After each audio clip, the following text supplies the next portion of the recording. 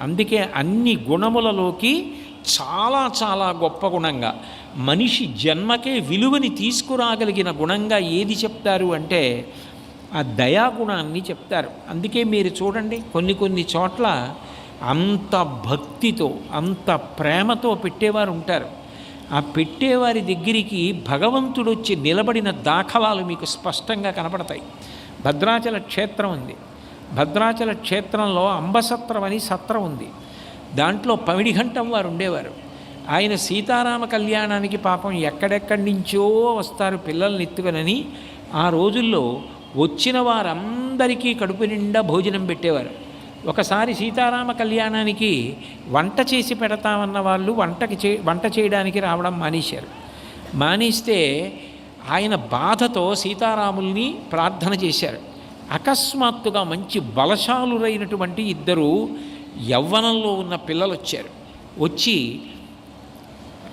మేము వంట చేసి పెడతాం, కానీ మేము వంట చేసేటప్పుడు మీరు చూడకూడదు, తలుపులేసి వంట చేస్తామని చెప్పి తలుపులేసి వాళ్ళు గుండిగలు తీసుకొచ్చి గుండిగలలో వంట చేసేసి అక్కడ అన్నం పప్పు అన్నీ పెట్టేసి తలుపులు తీసి ఇక మధ్యాహ్నం అవుతోంది, భక్తులు వస్తారు, వడ్డించేయండి అని చెప్పారు.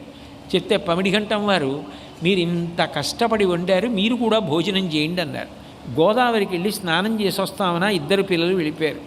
వెళ్ళిపోయిన వాళ్ళు మళ్ళీ రాలేదు. ఆయన చాలా బాధపడ్డారు రాలేదే అని. ఆ తర్వాత ఆయన గుండిగల మీద చూస్తే ఒక గుండిగ మీద రామ అని ఒక గుండిగ మీద లక్ష్మణ అని రాసుంది గుర్తుపట్టడానికి. అంటే ఆ రెండు గుండిగలు రామలక్ష్మణులు తీసుకొచ్చి వంట చేసి ఇచ్చారు పమిడిఘంటం వారికి.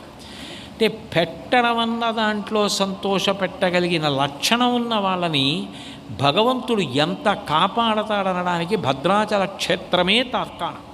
అది తెలంగాణ రాష్ట్రంలో ఉన్న క్షేత్రం కదూ. నిజంగా మీరు తెలంగాణలో ఆ భద్రాచల క్షేత్రంలో అంబసత్రవుకి వెళ్ళి రామలక్ష్మణ అని పేర్లున్న గుండిగలు ఉన్నాయా అని అంబసత్రవులో అడగండి. నేను అబద్ధం చెప్పానేమో మీకే అర్థమవుతుంది. అంటే పెట్టుగుణం ఉన్న చోటికి భగవంతుడు ఎంతగా వస్తాడన్నదానికి అదే తార్కాణం. అందున మీకు తెలిసో తెలియకో ఎవరైనా మహాత్ముడు కానీ మీరు పెట్టినది తిన్నా, భగవత్కార్యం మీద ఉన్నవాడు తిన్నా, భగవంతుడు సంతోషించి తిన్నా దాని ఫలితం ఇంతే ఉంటుంది అని చెప్పడం ఎవరికీ సాధ్యం కాదు.